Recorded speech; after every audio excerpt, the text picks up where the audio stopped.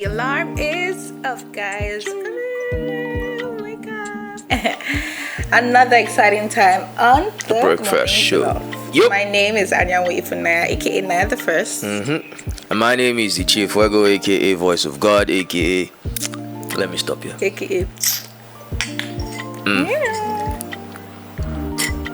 Last week we had a guest, Eze, and we talked about Afrobeat to the world. So they're actors on their music shows. That's the point. That's what I wanted to hear. But the internet has made it easy because all you just need to do, open your phone, put it there, and send it. Everybody's viewing it. So literally, it just became easy. It's not like. What was it? It became faster.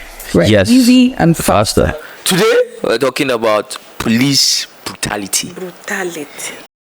So, zero means of identification on marked vehicles.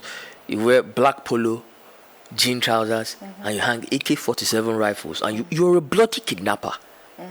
And my problem is, every day we lay these complaints, right? I'm particularly mad at their PROs on Twitter because they think their job is whitewashing and image laundering. Your job is to clean up the police force, not to launder the image. You first need to accept that you have a fundamental problem. They never accept. They never. They can't. Thank you. It's something that they would never accept. Thank you. And everybody, all Nigerians, are not blind to these things. We've seen it. We are talking about a problem that led to a nationwide protest. That's an endemic problem. It's cancerous. It's crazy. At some point, it will consume everybody. And what Sheun did is what the average Nigerian will do. That's how bottled up the anger is. Let's not forget that he lived this trauma. This is a man who grew up watching his father being traumatized by the same forces. Yeah. So what he did, is it bad? Yes. But I'm of the opinion that the Nigerian police does not have the moral right to say you're wrong, because they are wrong all the bloody time. Always fucking wrong. All the bloody time. Go on the highway, say you won't go east. So you go see police where they wonder, this one too na police. Especially when it's like once you enter a door, that's like a different, I don't know where they employ those ones from. You would see them with dreadlocks, you would see them with you get one where I almost ask, you two be police? And once you do that, that's problem. That's a problem. Like literally the same way they profile you, they drive with dreadlock, this one na Yahoo boy, was the same way I profiled him. I was like, this one too na police. And the funny thing, they never, developed countries, when the police pull up to you, they have a means of identity or something to identify themselves, actually, yes. But this one, they never have means of identity. And when you end up asking them, they'll pick a fight. Never have means of identity. They never have. No name tags, no ID card, nothing to show that, okay, truly, you're part of the force and you're working. And the problem is, the few privileged people, the elite ones who try to make excuse for these guys because they don't get to live what we live. I'm a regular guy. I drive a car. I know what I see. So when I'm talking, I don't expect them to be talking. And you hear people grandstanding with things like, there's police brutality all over the world. I'm not going to dispute that. Yes, there's police brutality all over the world. But the difference is, if an American policeman pulls you over for a search, I can immediately pull up my phone and start videoing the process. Yeah. Regardless of what happens. If he wants to be a dickhead, he will still do that, knowing that I'm putting him on record.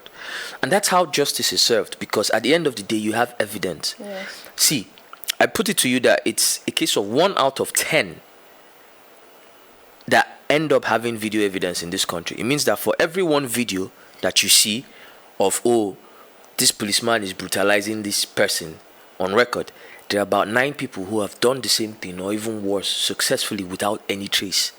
So when they come to Twitter to whitewash their image, we've dismissed these 5 officers, I'm always like, is this a joke? Dismiss them for a short period of time to just be like, okay, Like, but those people will end up coming back. Is this a joke? Is this a joke? Bro, drive that highway that you want to go to the east. And it's sad because these are the people who are supposed to make life easy for us. Now we're scared of them. I'm scared of them. Sometimes I'm in Lagos, my head don't fool. I just want to go home. Right? I just want to fill my car leave here at 5 a.m. in the morning and go to the east. Just even if not 1 week, come back. But I can't. Because you're going to see nothing less than 50 checkpoints. And I kid you not. Yeah. The checkpoints are so bad that it goes from here. 5 minutes distance. What? I say you go from here, they see the next one. I'm not capping. No be five. They don't stop you here. You can see the next. And the funny thing is, they can see you, that you can see them, and you still pull up. They still stop you again. I think the first time there was a point I got pissed, and I actually couldn't hold it. I voiced it. I was like, "But you see them for back.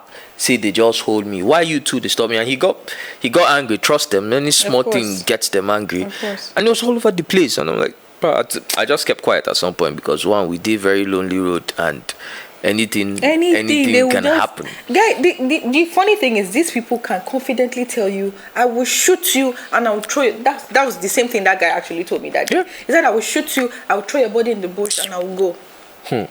Like the confidence they actually have. And they're not joking. No, they are not. Do you know how many people that they must have likely killed? It's coming from a place of experience. They've done it before. That's why they're telling you that. Confidently. And so we don't even have any.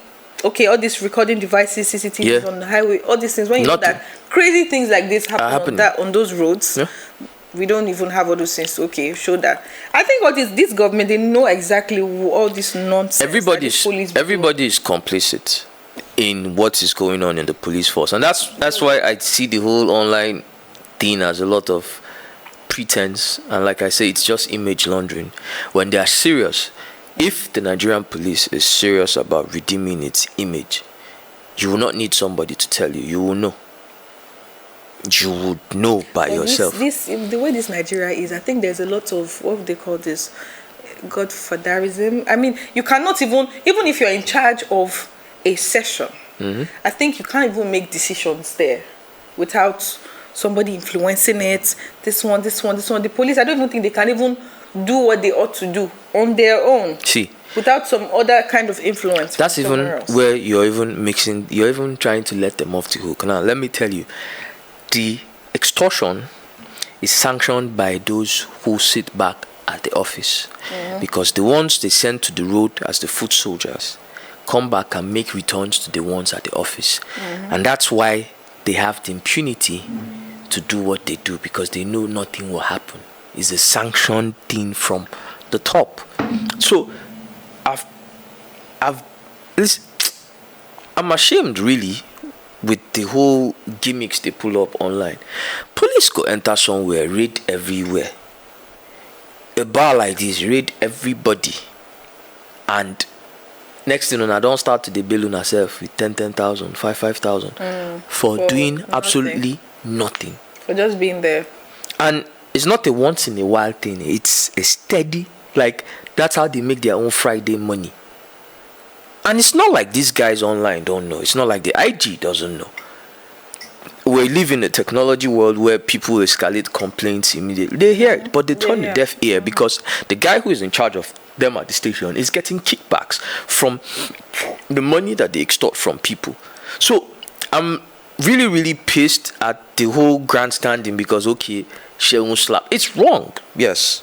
Call a spade, yes. You should not touch an officer of the law. But you, what have you done to put your house in order? After NSAS, Lagos was very peaceful to drive. For the next 4 months at least. NSAS was October 2020. I think up till January, February, Lagos, they had to mute. You would drive without fear of anything. Is it not ridiculous that, I want to go out by 12 a.m.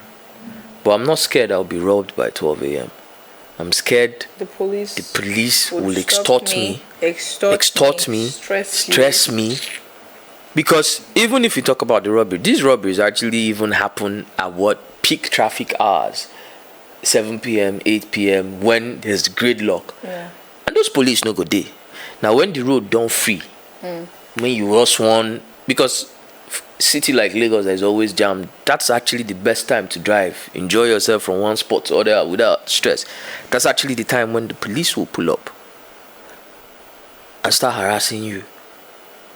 make you open phone. We do the most ridiculous things in this country. Is it your job? I really want to know the recommendations or the requirements, the specifications, these people, because it's as if most of the, all, if not all, let's say 90 or 95 of them on the road, they think alike. They all just think very foolishly. Whether they just pack people that didn't go to school, like maybe if you're not learned, you don't have sense, just come. Like, come and join the force. Like the job requirement says, foolishness, illiterate, okay. senseless, with probably how many years experience in mediocrity, extortion, stupidity. Just apply. Just apply. You join. They be like, I think probably that's what's happening, because all of them are crazy. And another thing that baffles me the most is these guys think they are the ones in a better position to throw insults at you. So sometime, I think last week, I was out somewhere in Ikate. Then these guys blocked the way with their bike and the car, their police car. So they blocked one way. So as they blocked the way with their bikes and car, everybody was now taking the other way. So traffic. It was now one way. Yeah. Only for us to find out that these people intentionally did that. So they will now stop you for taking it one way. So they blocked that road, so you will not have a choice but to either just park behind them and just be waiting for God to come and help you, or for them to come and tell you, okay, take this road. But if you intentionally take that other side to, like, maneuver the traffic, they will now come out from where they were hiding on the sides, come out and say, hey, you took one way. So one came and told me, you took the one way. I told him, okay. Me and my friends were in front. So they paid the person because those ones don't like stress. So they gave him money and said the 2 cars. So that's them and myself. Yeah. Only for the guy to take my driver's license.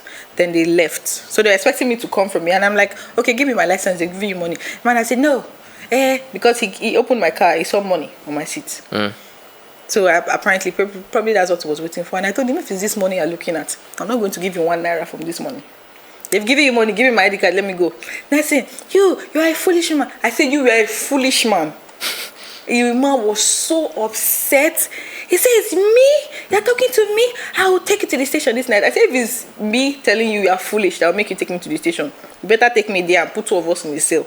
Because you are a foolish person. How would you just open your mouth and just call somebody foolish for no just cause? You want to collect money, I say, I'm not giving you money, then I'm foolish. Then me, I'm telling you are foolish back. And when I did this, other people were saying, oh, no. I said, don't tell me to shut up. I was raining insult on this man. Me, my own does not. When he does on me like this, I accelerate. So as he did that, I was raining insult on this man. He now called his Oga. The guy now started too. See people, there are like 5 policemen insulting only one me. And other people were there. But me too, I insulted them back. You can never do any. I will do my own. But these guys, I just find it very disturbing that because you're holding a gun and you're wearing that uniform, you now feel like you are Jesus Christ in human form. You can do whatever, say whatever, and just go away with it. Please. Before we'll start having our own ammunitions. Help us. See, it's going to be a bloodbath in Lagos if people can easily get access to ammunitions. I'm disgusted at the Nigerian police, and I don't even think they have redemption. But I have to take all of them out and start afresh recruiting. But I have 2 problems. And I think we're also to blame because, first of all, if people do not overlook when they see somebody being harassed, these incidences will reduce. But the way we do, you pull up, you don't see police, you know their modus operandi, you don't see them, they don't pull out, they don't stop one Uber, you don't see like 3 guys, they search them unnecessarily. The moment we start coming together, people park by the side of the road, ask, waiting them do. Make sure that, okay, if they want to conduct a search, nobody's stopping them from doing that. It's your fundamental right, yeah?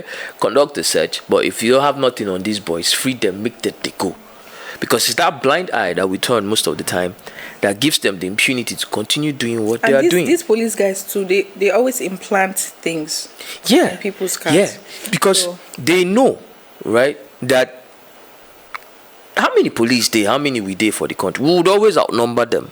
No matter how, if everybody line up now and say then start to they shoot, their bullet go finish. Some people go die, but you would outnumber them at the end of the day. So if you're passing and you see the police harassing your neighbor, pull up respectfully.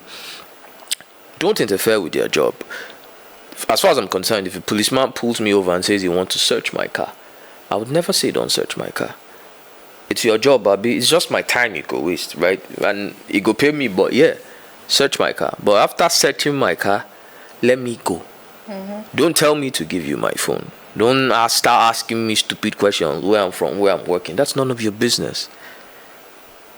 If I'm posing a security risk to the country, maybe I be kidnapper, and you suspect, I the hold person inside boot, and you don't check the boot, you don't see anybody, let me go. Then 2, I always ask this question. We didn't go to Cameroon to employ people into the force. We didn't go to Niger. We didn't go to Cotonou. It means we employed Nigerians. So if these policemen are all Nigerians, then it's safe to say that we have a Nigerian problem. That the average Nigerian has a mentality problem. Because every year is the same thing. They put out an ad, we are looking for policemen to recruit. It's Nigerians. So I think they even recruit all these agberos on the streets. So that means we need to start asking the right questions. As much as we blame them, we need to start looking inward. What are our values? What is the mentality of the average person? Now, you, as I'm looking at you, what is your mentality? If I give you the privilege to that rifle and the uniform, how would you behave? Because it's enough to swear, shout, curse, but no be artificial intelligence. They are not robots. They are human beings. And they are human beings from this society. So it means the society is doing a bad job at raising people. Or even if they are raising people right, it means the core value or the moral essence of whatever we are doing, we failed. Because the same thing with policemen, the same thing with politicians. Our politicians don't come from heaven. There are people like you and I. So if they go there and all they do is loot public funds, it means, like I said, there's a fundamental problem. There's a mindset problem that the average Nigerian has. You know, when I made my rap about the whole Mr. Yakubu and Fowles the bad thing, I wasn't just rapping. I said it at some point that in my bars that the Nigerian problem are the mindset. Say we get plenty Yakubu, we know they work for INEC. And that was true. It's the mindset. We have plenty Yakubus. Now just say their name could be Emilie, their name could be Olaruwaju, but they are Yakubu in character. And all you need to find out, all you need to do to expose that is to put them in a position of power and influence. And you find out, say, this one is just another Yakubu, not just money, get that time, or influence, or, So we need to go back to the drawing board and look at what we are instilling as values, what brings respect. It's just a whole lot of impunity, to be honest. For me, that's always the sober point for me, besides all the cursing and they no get sense and they no go die well. Yes, I said it with my full chest. But we need to go back and look at, if this person is the average Nigerian, then we have a problem. We have a problem. Year in, year out.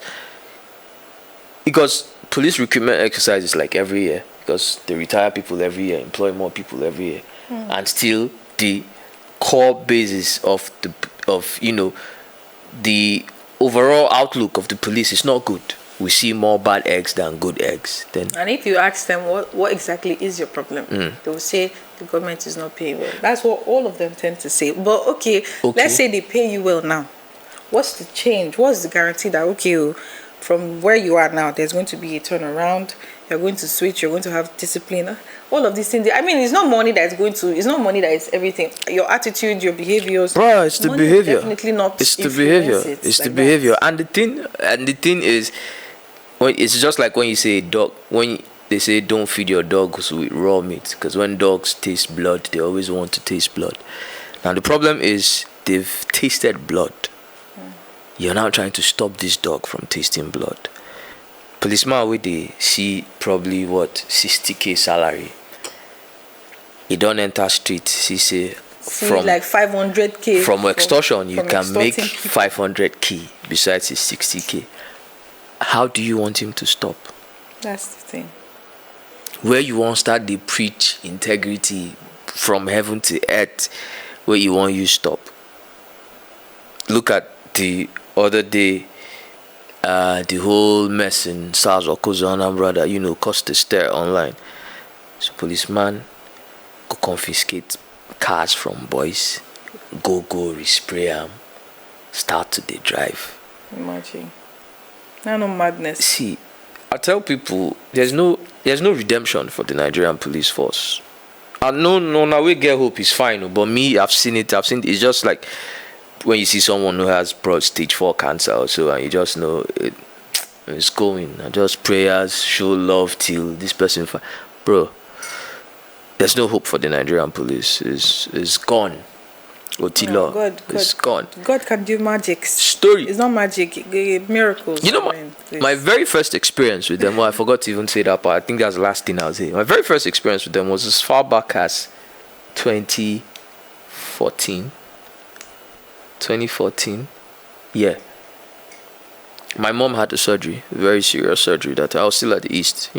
She had the surgery at Onitsha, and we're at Oka. So we used to take turns. My dad had sleep there today, me I'd sleep there tomorrow, so that So that day, a fateful day, I was taking lunch to her. I had like two semo, and one small bowl of soup, whatever. And I was taking a bike from my house to where I'd enter the bus at the park and go there. So, just like probably 2 minutes away from the park, one policeman on a bike double crossed my bike and said, "Make we park." Bruh, this was 2016 is what, 7 years ago, so you could imagine how young. So they stress people on bike as well. Bro, it's not even, now that I think of it, 2014 was like 9 years ago, so you can imagine how young I was. Pulls me over on the bike. So my bike man is an Hausa guy, and most of them, and he too, I think the guy was Hausa because he was speaking Hausa. It says we should stop. I should stand beside the bike. Okay, I stood beside the bike. He says, "What am I carrying?" I say, "Food." I show him the food. He opens it, looks at the food, looks at me. He says he knows me. I said, "How?" I don't know you from Adam. He said, "I'm just pretending he knows me." Wow. Like play. This thing moved from 0 to 100 real quick. I was like, I don't understand what you're saying. I have somewhere to go. My parents are waiting for me. And he says when we go to the station that I will find out if, And because I grew up very stubborn, I was pissed as fuck. Why the hell would you double cross me and start telling me? I tell him, let's go to the station. So he discharges my bike man, puts me in front of him in his own bike, because a bike man was carrying him, to puts me in front of him in his own bike and sits behind me. And I said, let's go, because I was pissed. Oh yeah, let's go to the station. Even at that time, he could have put something. Exactly. I was young, hot-headed, 9 years ago. I'm not even, if not now, I would probably have a more diplomatic approach. What makes me change my mind is halfway through, he tells me categorically that if we get there, that nobody will see me for a month. Can you imagine? That he will make sure nobody can reach me for a month. They will take my phones, they will take the policeman of the law. And Madness. What made me change my mind at that point, he ended up, oh yes, of course, the end. He ended up with him extorting me of all the money that I had on me, because that was when, as of 9 years ago, cashless wasn't really a thing. People used to move around with cash. I think I had like 4K or 5K cash total on me then. He took all of it. I had to go all the way back home to go and get cash to continue my trip.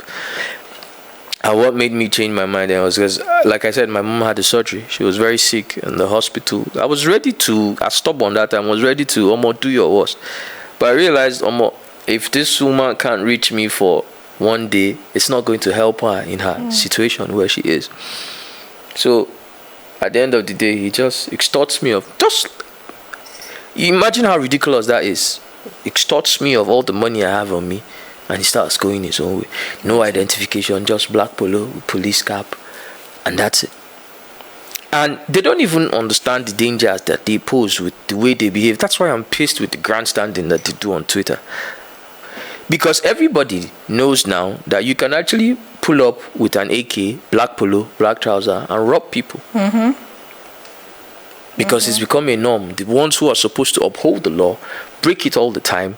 So anybody can do it. So a group of boys can organize now, buy black polos, steal AKs, and block the road and kidnap somebody. All they need to do is have that small shuttle bus with no number, probably write police somehow, and that's it. Take a shuttle bus. That's it. That's what they do. I feel that's why I hate all the grandstanding they do on Twitter. There's a lot of smoke screen and pretense, and by all means they should stop that rubbish. If they are serious about cleaning up the force, they know what to do. They know where to start. They know their atrocities because every day we point it out to them. Sometimes when I now see cases of when soldiers are literally beating these guys, I'm happy. It makes us glad because why not? If not, if why not? Sick I'm person, happy. Why let them beat some sense into you? Maybe that way you can have a change in thinking or like a switch in your. Because that's madness. You just, as I don't know, but true, I think somebody needs to a chip or something should just be where maybe they do their whole monthly whatever, the force, these police people, and just let us see what happens there, what they teach them, what they say to these people, that makes all of them think on the same level. Okay, we don't even have to go far. Now let me go back to Shemun's issue. So he turned himself in eventually, charged him to court, and on Tuesday the magistrate court at Yaba granted him bail. They smuggled him to court again on Tuesday evening without his lawyer, without anybody to go and get an order to keep him back. Now you obtain that order and you're going to his house to search his house. What is the correlation between his house and an assault on a policeman? And I saw the video where they sit down searching, reading through his documents in his house. How, bro, where do we start with the police? It's a very honest question. Like, where do we start with this? We need to clean the entire police. That's all of you go home first. Let's start again from top to finish, because it seems like all of them are high on the same thing. They are all on the same whatever disgusting nonsense, and they don't have shame. I think now I understand that Igbo adage from my place where they say that ifela de monyala non dibieki feleneme. You know, literally for people who don't understand Igbo, it means that a madman has no shame. It's the family members that feel ashamed on, you know, his behalf, because they know the way they respond to. You go see, there's no shame. It could literally be all over the news that they discharged a policeman today for extortion, and you no need drive far. You go see another policeman, they extort people up like. What they now tend to do now when they want to be mad, they'll ask for your phone. Most of them will ask for your phone, or they'll say let them not see your phone. If they see your phone, they don't want you to record anything. Yeah. They don't want any evidence of any kind. They just want to do whatever they want to do and just go. So your phone, I mean, that's basically what happened to me at that bus, because when they took my phone, the man was not telling them, if they burn you where, bring your phone out. That's for the remaining passengers. Yeah. So everybody was just like, okay, just we can't bring our phone now. Just imagine. We're just stuck here. We're just watching, but we can't do anything. We can't record. We can't. Please, do we need intervention from other countries, other unions? Maybe this way they can come and help us flush these people. Nigeria police thing, they vex me. Now I'm pissed. I just want to eat jollof. That's it for me.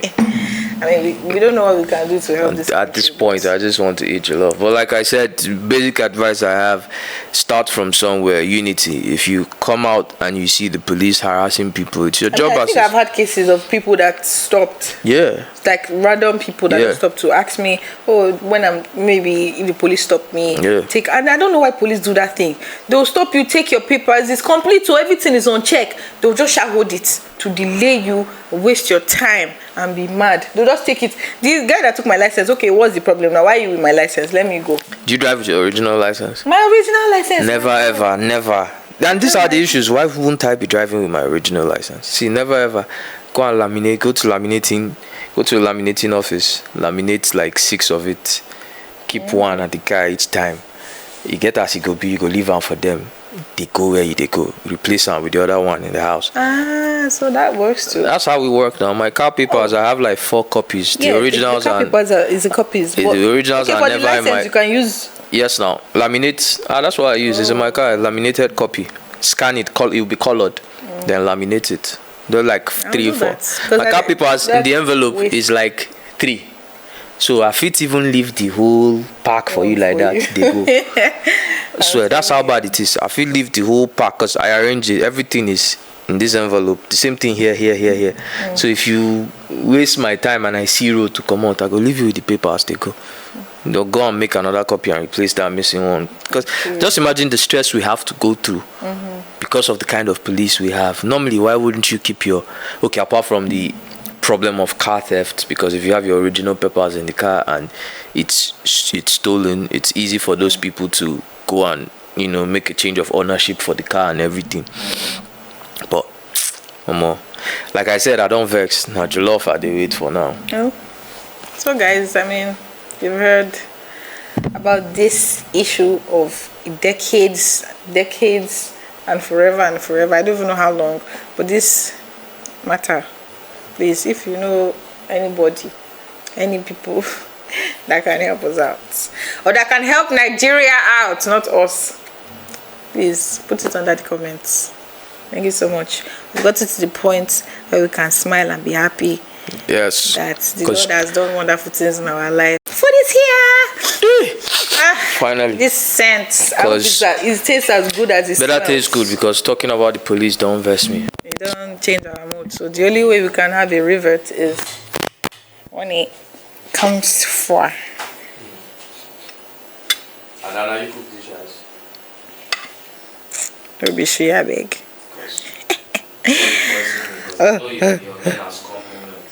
We need an applaud on this part. They did well. Don't you think? Yeah. The seasoning is not stressing.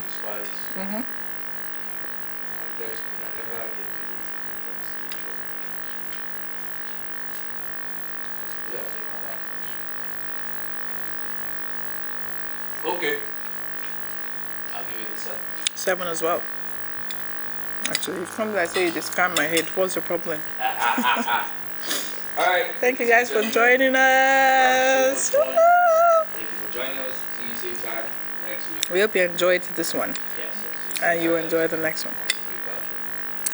Of course, we're your host, Anyawo Ifunaya, aka Naya the First. Chief,